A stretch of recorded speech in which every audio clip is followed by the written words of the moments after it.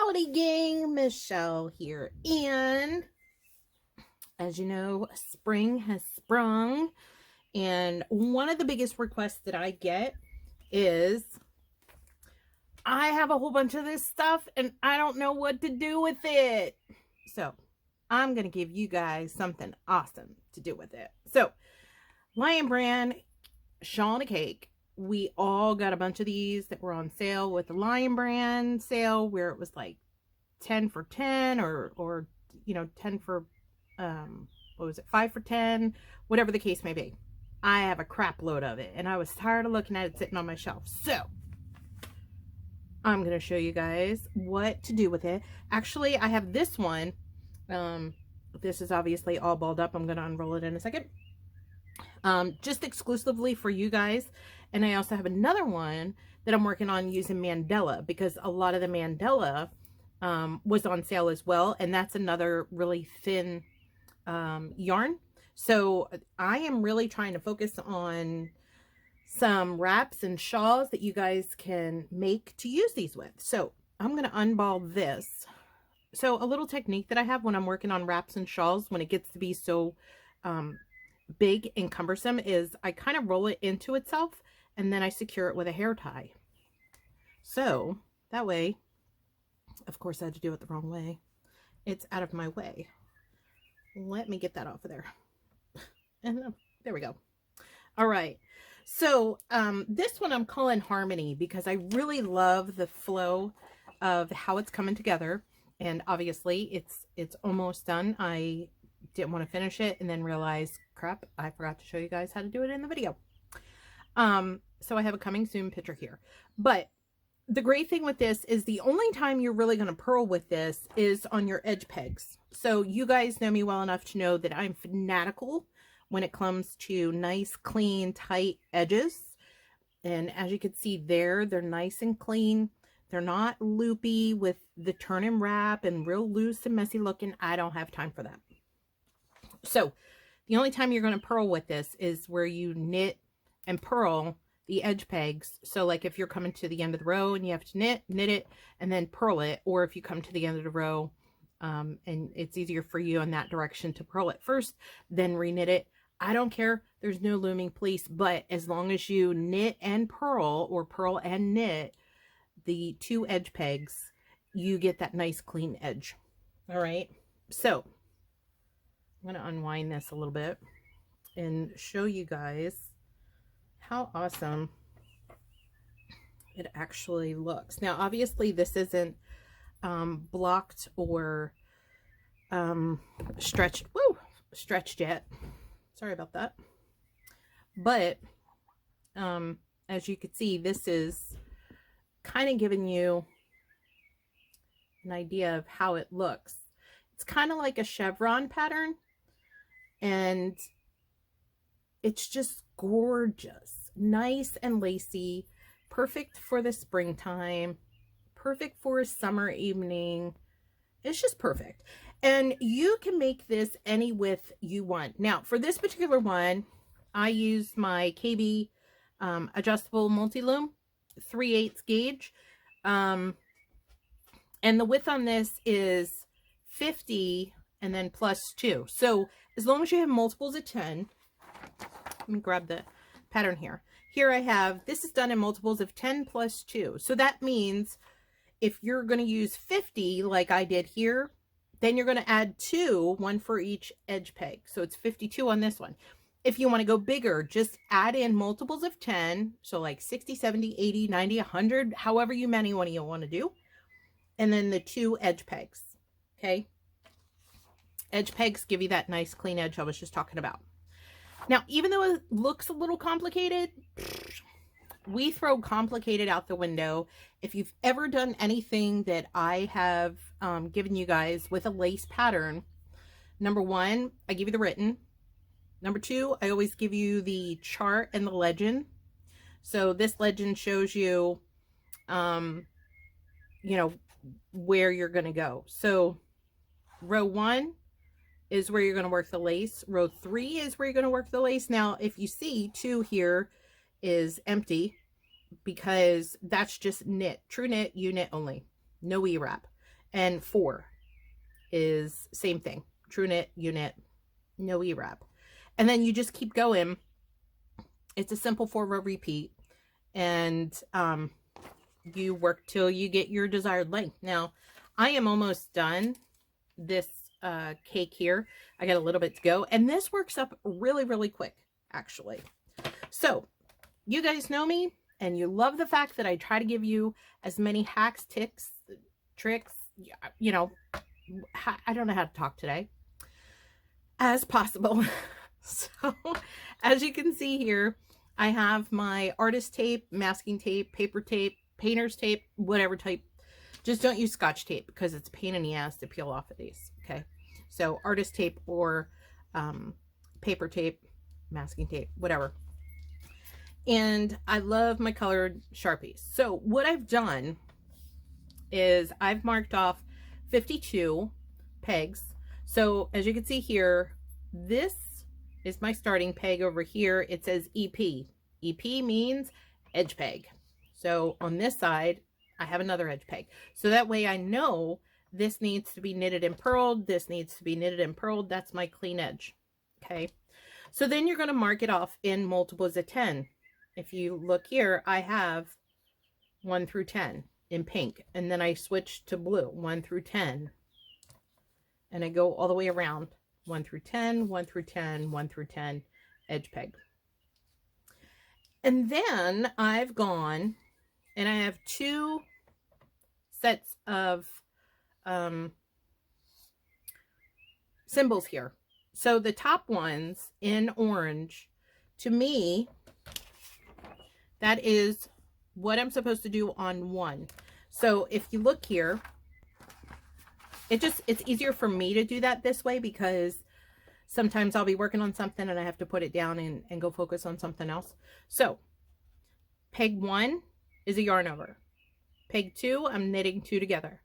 Peg 3, I yarn over. Peg 4, I'm knitting 2 together. Peg 5, if you look on here, 5 is empty because that is just a knit. Okay. 6, I am knitting 2 together and yarning over. So just remember, as long as you use the hack that you guys have probably seen me use before, and I'm going to use on here to show you guys how to make this so much easier for you, then you'll have no problem with tension or moving things, anything like that. Now, the green one is for row 3. So as you can see, I have a yarn over, 2, yarn over, I bring that over to 5. 6 I bring over to 5, and then I have 3 here, which is knit 3 together, and then yarn over to 2. All right, so I have just started on 1. Oh, I'm on row 1 on this, and as you can see, I've already done my edge peg. 1 is empty because I had to yarn that over. 3 is empty because sorry, it's Riley. 3 is empty because I yarned that over. So right now my working yarn is on 4. Now, on the pattern, this is where I'm at right now. My working yarn is right here. So I have 2 on 4. So then I'm going to knit, and then I'm just going to repeat the rest of that, or finish the rest of that row. And like I said, if you mark your looms like this as a guide, it makes it so much easier. So on peg 5, I'm just going to knit. Let me move this so you guys can see a little better. So 5, I just dropped it off there because I wasn't paying attention. Let's grab it back up. Get on there. There we go. All right. So 5, I'm going to knit. Now 6 down here, I know that I need to have 2 on this one, but I have to yarn this one over to that. So if you guys have seen my videos before, essentially I'm working my knit rows and my lace rows together. So that way I can move things around as I needed. So I just knitted 6 and 7. Okay, here's my working yarn that I just did on 7, but I know that I need 2 on 6. So I have to knit 1 more. And then I'm going to go back to 7 and slightly tug that working yarn and move it over to 6. I'm going to knit 9 and 10, grab 9, move that over to 8. Now, as you can see, let me grab my pattern also. I'm going to try and prop this here so you guys can see it a little better. All right, so 1 is empty, 2 has 2 on it, 3 is empty, 4 has 2 on it, 5 has 1, 6 has 2, 7 is empty, 8 has 2, 9 is empty, and 10, I only knit that, okay? So, if you take a look at the pattern, it is exactly how it is on the loom. Empty, 2, empty, 2, 1, 2, empty, 2, empty, 1, okay? And you're just going to repeat that for this entire row. So, I'm going to start on my next section of 10, knit that one, peg 2 I'm going to knit, I'm going to go back to peg 1, give it a little tug, move that working yarn over, leaving 1 empty. I'm going to knit 3 and 4, grab 3, move that over to 4, 3 is now empty, I have 2 on 4, 5 I'm just going to knit, then I'm going to knit 6, knit 7, and knit 8. Then I'm going to go back to 7, grab a little of that working yarn and move it over to 6. So now 6 has 2, 7 is empty. I'm going to knit 9 and 10. And then I'm going to take 9, tug a little working yarn, and move that over to 8. And again, that gives me 1 is empty, 2 has 2, 3 is empty, 4 has 2, 5 has 1, 6 has 2, 7 is empty, 8 has 2, 9 is empty, and 10 has 1. So I'm going to finish the rest of this. And after you get to, you know, the habit of this, it really is a no-brainer. And it works up really, really quick. And the other great thing about using the artist tape, masking tape, paper tape, whatever you want to do, and the markers is, number 1, you don't have to keep the pattern in front of you. And number 2, if you walk away to deal with family, deal with kids, deal with messages, phone, whatever the case may be, you come back and you know exactly where you're at, even without the pattern paper. And even if you don't have a row counter, because if you do it like this, where I did, where you mark them in different colors, you know, because there's only really 2 rows, because you're going to knit back on 2 and 4. So row 1 and 3. Okay, so if I walk away and I come back and I see where my working yarn is, and then I take a look here, oh, okay, I knew I was on row 1. And it's really that easy. So I'm just going to continue here. I'm going to move 1 to 2, knit 3, knit 4, move 3 to 4, knit 5, 6, 7, 8, and then I'm going to grab 7, move that to 6, knit 9, 10, and move 9 over to 8, and now I'm on my last section. 2, move 1 to 2, knit 3 and 4, move 3 to 4. Don't I sound like the eye doctor? Which looks better, 1 or 2? That could be my new occupation. Knit 7 and 8, grab 7, move it over to 6, knit 9 and 10, grab 9, give yourself a little working yarn, move that over to 8. Now I come up to my edge peg. Now my edge peg, as you guys know, depending on the way you're working, if it's easier for you to knit first and then purl, or purl first and then knit, for me, purl first on my edge peg,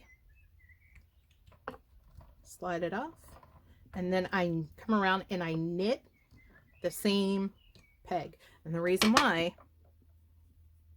as you can see, now obviously this isn't steam blocked or anything like that, but it does give me a nice tight edge, and it's not loose or messy like it would be if I did a turn and wrap. All right, so I'm going to move that over. Now I'm just basically going to knit all the way back. So I've already knitted my edge peg. I'm just going to U-knit all the way back, and on the pegs that are empty, we're just going to yarn in front, and then you're going to knit the two, knit the ones that have two together. So yarn in front, grab these two. Now, if it's easier for you just to knit one at a time on those that you have the two strands, that's totally fine. Whatever is easier for you. You don't have to grab both of them if it's too tight or if you have problems with your wrist or anything. For me, it's a lot easier, but whatever you want to do. All right, so I'm going to knit all the way back, and then we are going to start on row 3. All right, so I am coming up to, let's start our peg.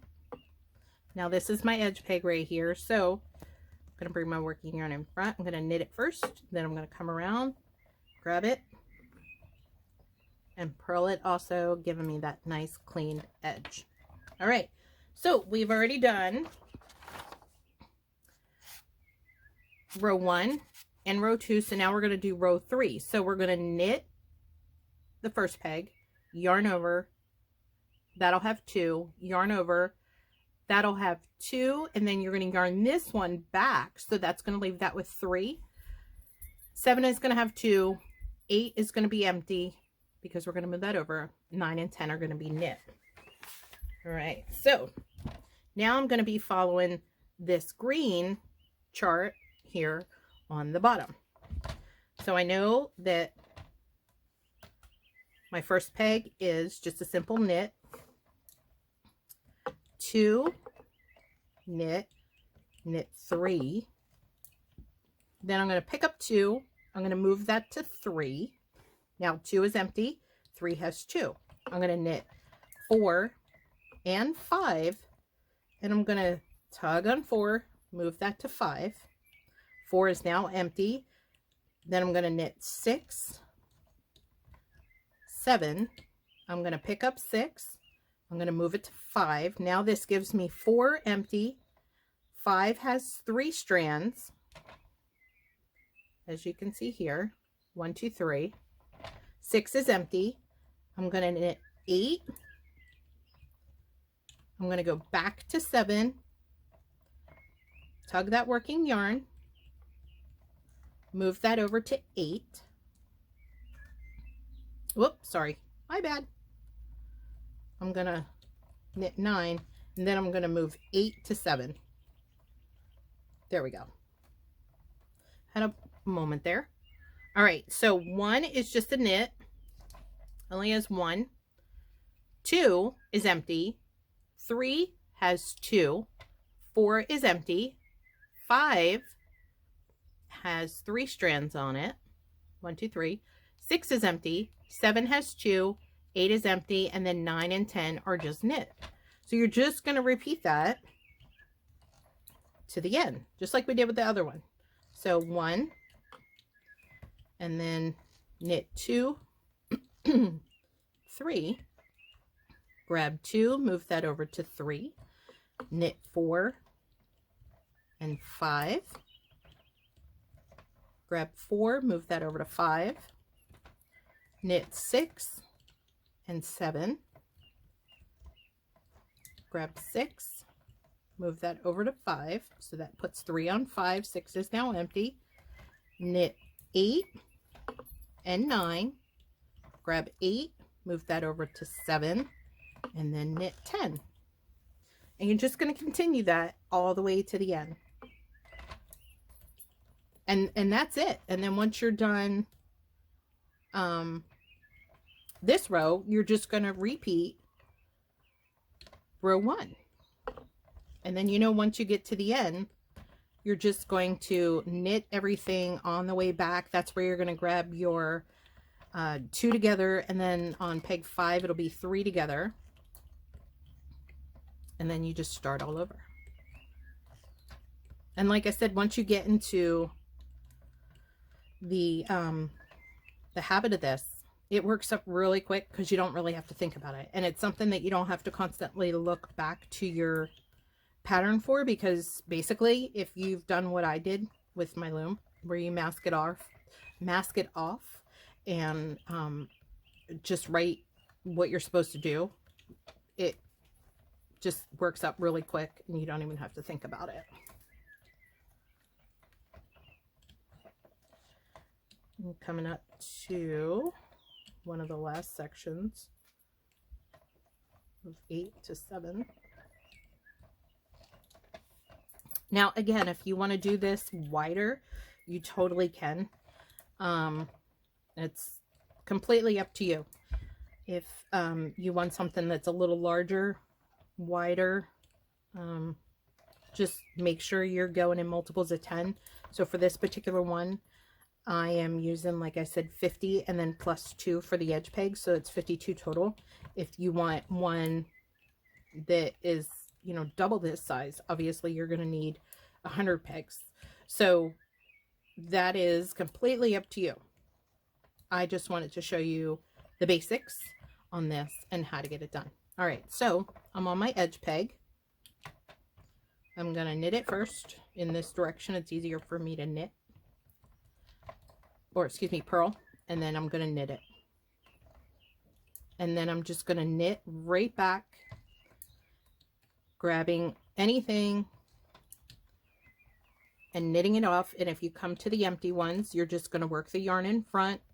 And then if you have knit 2 together, you can grab them both. Now, if you come up to the 3, and that's a little more difficult to do, you can do them one at a time, or these are the ones that I like to use a true knit for. So I'm going to bring my working yarn in front, grab it, and lift it off, just like a purl, but going the other way. Usually with a purl, we take our hook and we go down and grab it from the bottom. With a true knit, we're going to go from the bottom up through the top. All right, and then you're just going to knit right back to your starter peg, making sure to bring your working yarn in front of any empty pegs.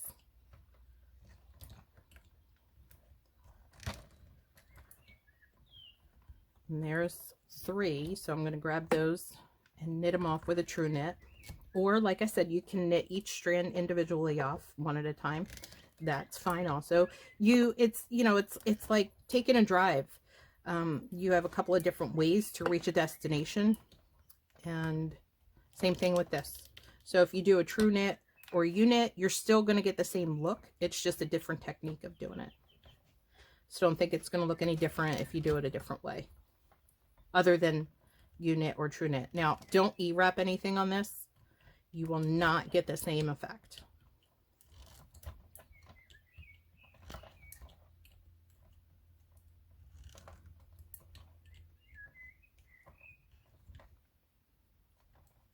And then once you have reached the desired length that you want, you're just going to use your super stretchy bind off.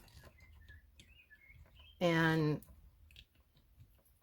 that's it. If you want to add fringe to this, or leave it just the way it is, just make sure that you steam block it, which, if you don't know, I have a video on my YouTube on how to steam block something. Super easy. It takes minutes instead of doing it the traditional blocking where you have to get the mats and you have to wet it and you have to, no, this literally takes minutes to steam block if you have a simple steam iron or a clothes steamer.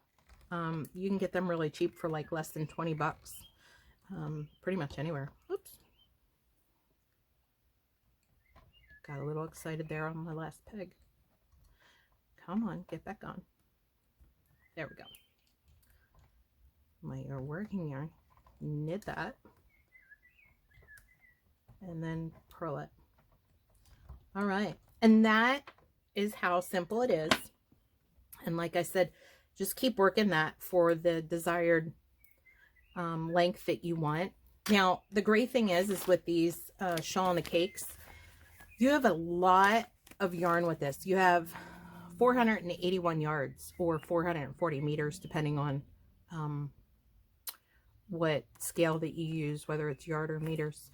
But you have plenty. As you can see, I still have the rest of the yellow, orange, and then another round of pink before I finish. But I already have a pretty good length on this now. I would have to say altogether right now as it is, and it's not blocked, it's almost 5 feet long.